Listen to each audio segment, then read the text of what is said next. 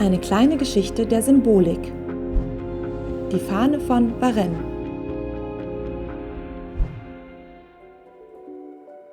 Das Vaterland dankt der Stadt Varennes, steht in Französisch auf dieser Fahne geschrieben. Die kleine Stadt Varennes-en-Argonne, nahe der belgischen Grenze, wurde quasi über Nacht berühmt.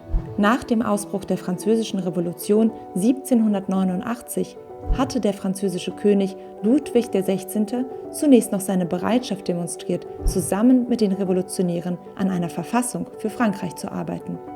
In der Nacht vom 20. Juni 1791 floh er jedoch zusammen mit seiner Familie aus Paris.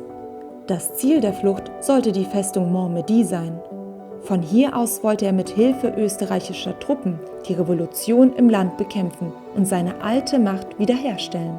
Tatsächlich sollte die Familie die Festung jedoch niemals erreichen. Während einer Pause wurde der König vom dortigen Postmeister erkannt und später in Varennes festgenommen. Unter schweren Beschimpfungen musste die königliche Familie wenige Tage später nach Paris zurückkehren. 1792 schenkte Frankreich, das sich mittlerweile zur Republik erklärt hatte, der Stadt diese Fahne, um ihre Bürger für die Gefangennahme Ludwigs XVI. Zu belohnen. Die Fahne trägt bereits die Symbole der Republik, während nichts mehr auf den König verweist. Den Hintergrund bilden die Farben der Französischen Revolution: Blau, Weiß und Rot.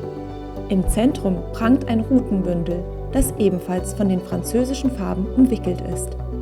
Das Rutenbündel war schon während der Römischen Republik ein Zeichen von Macht gewesen.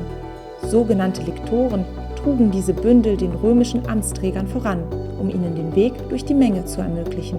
Mit der Übernahme des Rutenbündels als Symbol wollte die Republik Frankreich deutlich machen, dass sie sich als ideologische Nachfolgerin der Römischen Republik sah. Auch die rote Jakobinermütze, die oben auf dem Rutenbündel sitzt, verweist auf Rom. In der Vorstellung der Franzosen war diese Mütze einst von freigelassenen Sklaven getragen worden. Gerade der Jakobinerclub, der am lautesten die Abschaffung der Monarchie in Frankreich forderte, wählte sich diese Mütze zum Symbol. Durch sie sollte zum Ausdruck gebracht werden, dass sich auch Frankreich von der Sklaverei befreit und die Fesseln der Monarchie abgeworfen habe. Die zwei Füllhörner zu beiden Seiten des Bündels verweisen auf den Reichtum und Wohlstand, den die Republik beim Land bringen werde. Der Kranz aus Eichenblättern steht für die Treue, die Varennes dem Land gegenüber gezeigt hatte. Für Ludwig XVI. Ging die Geschichte nicht so dankbar aus. Sein Fluchtversuch hatte die bereits sehr angespannte Beziehung zwischen ihm und den Revolutionären nur noch weiter angeheizt. Im Sommer 1792 wurde er schließlich abgesetzt und festgenommen. Ein halbes Jahr später wurde er wegen Hochverrats verurteilt und hingerichtet. Die Geschichte der Fahne war damit jedoch noch nicht ganz zu Ende.